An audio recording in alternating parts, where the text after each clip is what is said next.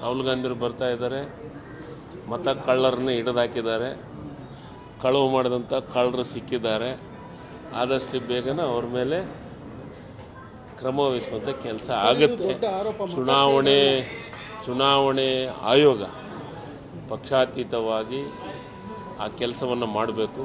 ಯಾಕಂದರೆ ಭಾಳ ಜವಾಬ್ದಾರಿ ಇರುವಂಥ ಚುನಾವಣೆ ಆಯೋಗ. ಅದ್ರ ಬಗ್ಗೆ ನಾಳೆ ಈಗಾಗಲೇ ಮಾಧ್ಯಮದ ಮೂಲಕ ನಮ್ಮ ನಾಯಕರಾದಂಥ ರಾಹುಲ್ ಗಾಂಧಿಯವರು ಹೇಳಿದ್ದಾರೆ, ಮತ ಕಳುವ ಮಾಡಿದ್ದಾರೆ ಅಂತಂದು. ಅದು ರಾಜ್ಯದೊಳಗೆ ದೇಶದೊಳಗೆ 70ರಿಂದ 100ರವರೆಗೂ ಕಳ್ಳತನ ಆಗಿದೆ ಅಂತ ಹೇಳಿದ್ದಾರೆ. ಮತ ಕಳ್ಳರು ಯಾರಂತ ನಾಳೆ ಗೊತ್ತಾಗುತ್ತೆ. ಅದನ್ನು ಮಾಧ್ಯಮಕ್ಕೆ ಬಿಡುಗಡೆ ಮಾಡುವಂಥ ದಾಖಲೆಗಳನ್ನು ಹೇಳ್ತಾ ಇದ್ದಾರೆ. ನೋಡೋಣ, ನಾಳೆಗೆ ಗೊತ್ತಾಗುತ್ತಲ್ಲ. ನಮ್ಮ ನಾಯಕರೇ ಬರ್ತಾ ಇದ್ದಾರೆ, ಅವರು ಎಲ್ಲವನ್ನ ಎಲ್ಲ ಮಾಹಿತಿ ಅಂತಂದರೆ ನಾಳೆಗೆ ಹೇಳುವಂಥದ್ದು ಕೆಲಸ ಮಾಡ್ತಾರೆ. ನಿಶ್ಚಿತವಾಗಲೂ ಇದು ನನಗೂ ಸಂಶಯ ಇತ್ತು. ನಾನು ಮಾಧ್ಯಮದೊಳಗೆ 2-3 ಸತಿ ಪ್ರಸ್ತಾಪವನ್ನು ಮಾಡಿದ್ದೀನಿ. ಇದು ಎಲ್ಲೋ ಒಂದು ಕಡೆ, ಯಾಕಂದರೆ ಎಲ್ಲರಿಗೂ ಆಡಳಿತ ವಿರೋಧಿ ಇರ್ತೈತೆ, BJPಯವ್ರಿಗೆ ಮಾತ್ರ ಆಡಳಿತ ವಿರೋಧನ ಕೇಂದ್ರದಾಗ ಇರಂಗಿಲ್ಲನೋ ಅಂತ ನಮಗೂ ಸಂಶಯ ಇತ್ತು. ಅದು ಹಂತ ಹಂತವಾಗಿ ಇನ್ನೂ ಮುಂದೆ ಹೋದಂಗೆಲ್ಲ ಇದ್ರ ಬಗ್ಗೆ ಸಾಧಕ ಬಾಧಕಗಳು ಚರ್ಚೆಗಳು ಆಗ್ತಾವೆ. ಸರ್, ಇಂದಿರಾ ಗಾಂಧಿಯವರು ಪ್ರಧಾನಿ ಆಗಿದ್ದಾಗ ಆಡಳಿತ ವಿರೋಧಿ ಅನ್ನೋದಕ್ಕಿಂತನೂ ಅವತ್ತು ಓಟ್ ಹಾಕೋದು, ಬ್ಯಾಲೆಟ್ ಪೇಪರ್ ಓಟ್ ಹಾಕೋಕ್ಕೆ ಸಾಧ್ಯತೆ ಇತ್ತು. ಯಾರೂ ಅವತ್ತು ಇಂಥ ಸಂಶಯ ಪಡೋಂಥ ಪ್ರಶ್ನೆ ಬರ್ತಿದ್ದಿಲ್ಲ. ಯಾಕಂದರೆ ಓಟ್ ಡಬ್ಬೆಯಾಗಿರ್ತಿತ್ತು, ನಾವೇ ಸ್ವತಃ ಹೋಗಿ ಓಟ್ ಹಾಕ್ತಿದ್ವಿ. ಆದರೆ ಇವತ್ತು ಆ ರೀತಿ ಇಲ್ಲಲ್ಲ. ಇವತ್ತು ಈ ಮೊಬೈಲನ್ನು ಕಂಡುಹಿಡಿದವ್ರು ಯಾರು? ನಾವೇ ಅಲ್ಲ. ಮತ್ತು ಇದು EVM ಕಂಡುಹಿಡಿದವ್ರು ಯಾರು? ನಾವೇ ಅಲ್ಲ.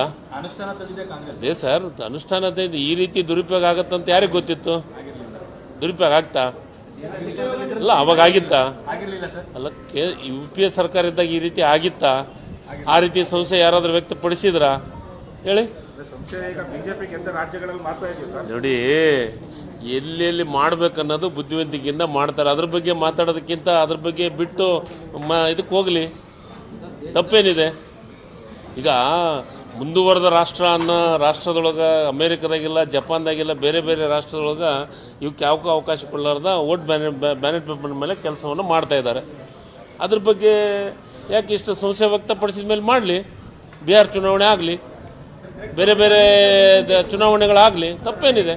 ನೋಡಿ, ಪ್ರಜಾಪ್ರಭುತ್ವ ವ್ಯವಸ್ಥೆ ಇದು, ಪ್ರಜೆಗಳು ಓಟ್ ಹಾಕುವಂಥ ವ್ಯವಸ್ಥೆ ಇದು. ಇಲ್ಲಿ ಮೋಸ ಆಗ್ತಾ ಇದೆ ಅಂತಂದರೆ ಅದಕ್ಕೆ ತತ್ಕ್ಷಣ ಅಷ್ಟು ಪ್ರಾಮಾಣಿಕರು ಅದ್ರ ಬಗ್ಗೆ ಗೆದ್ದಾಗ ಮಾತ್ರ ಕಾಂಗ್ರೆಸ್ಸು ಅಂತಂದು BJP ನಾಯಕರು ಹೇಳೋದಕ್ಕಿಂತ ಆಯಿತು ಹಂಗಾದ್ರೆ ತಪ್ಪಾಗಿದೆ ಅಂದರೆ ನಾವು ಇದನ್ನ ಮಾಡ್ತೀವಿ ಅಂತಂದು ಅನೌನ್ಸ್ ಮಾಡಲಿ. BJP ಇದುವರೆಗೂ ಎಲ್ಲೂ ಬ್ಯಾಲೆಟ್ ಪೇಪರ್ ಎಲ್ಲಿಗೂ ಕೂಡ ವೋಟಿಂಗ್ ಮಿಷಿನ್ ಬಗ್ಗೆ ಮಾತಾಡಿಲ್ಲ.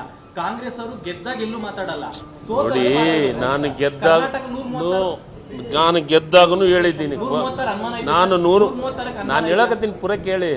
ಗೆದ್ದಾಗೂ ಹೇಳಿದ್ದೀನಿ, ಸಂಶಯ ಬರಬಾರ್ದಂತ ಅಲ್ಲೆಲ್ಲೆಲ್ಲೆಲ್ಲೇ ಈ ರೀತಿ ನಾಟಕ ಕಂಪನಿಗಳು ಮಾಡ್ತಾ ಇದ್ದಾರೆ ಅಷ್ಟೇ.